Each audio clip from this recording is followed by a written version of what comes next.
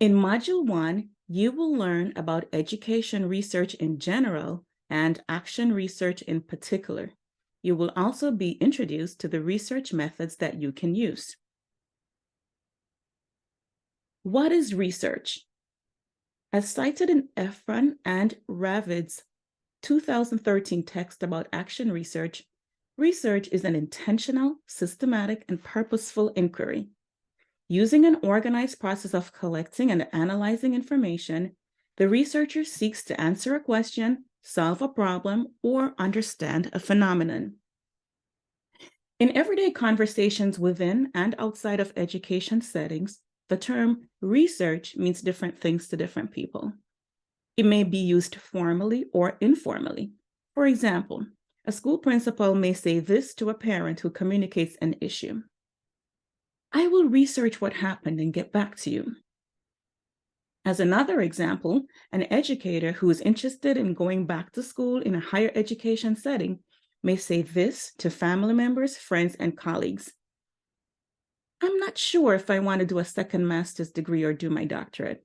If I do my doctorate, I don't know if I want to do an EDD or a PhD. Decisions." People may respond, "Well, there are lots of programs out there. Take your time and do your research before making a decision." While these two examples in no way capture the depth and width of the research that is required in the higher education program that you're currently taking or planning to take, they serve as reminders that informal research is something that many of us naturally do on a day-to-day basis. We can tap into selected prior knowledge to help demystify the process, especially during those times when the process seems overwhelming. Traditional education research. Here are 10 key points about traditional education research, which is the approach that some educators use to complete their doctoral dissertations while pursuing an EDD or a PhD. Although action research is the focus of this course, please take a moment to read this information. You may pause the video and then resume playing the video when you have finished reading the slide.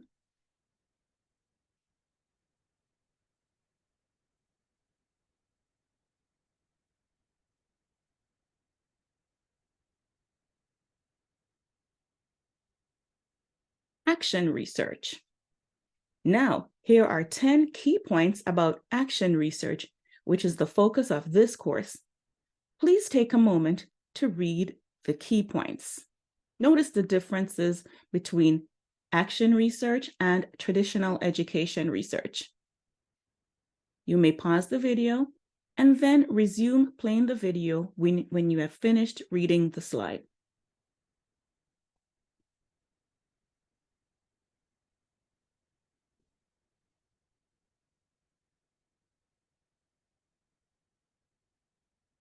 What makes action research different from other traditional education research?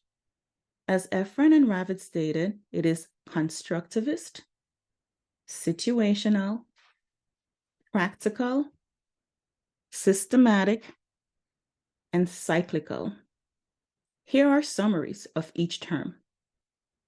Constructivist.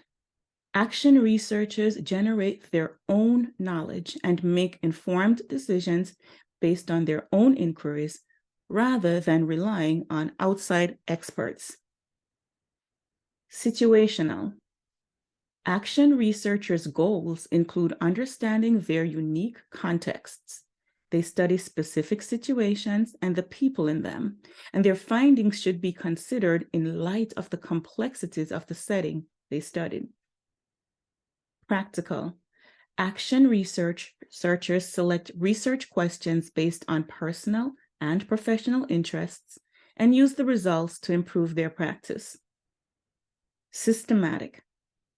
Action research is a methodical and systematic approach to studying a specific problem or issue with the goal of producing trustworthy and meaningful results. Cyclical.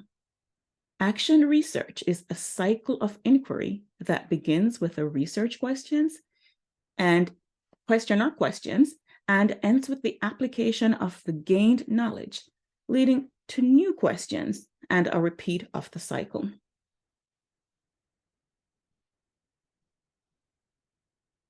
As Creswell stated, in some cases, researchers address a local practical problem, such as a classroom issue for a teacher. In other situations, researchers seek to empower, transform, and emancipate individuals from situations that constrain their self-development and self-determination. If you have not already done so, ask yourself, what is my goal for conducting this action research? As an educator, promoting the successes of all students should be the center of it all. The 6 cyclical steps of action research.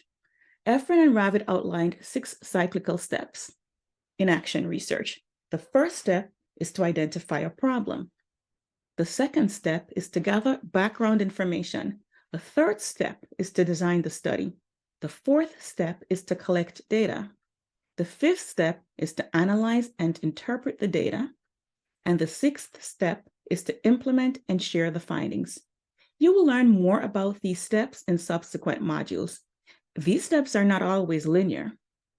The continuation of the research cycle done effectively increases the potential for continuous incremental improvement in the education setting.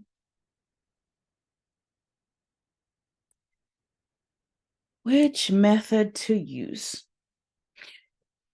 Well, there are 3 research methods to choose from: qualitative, quantitative, and mixed methods.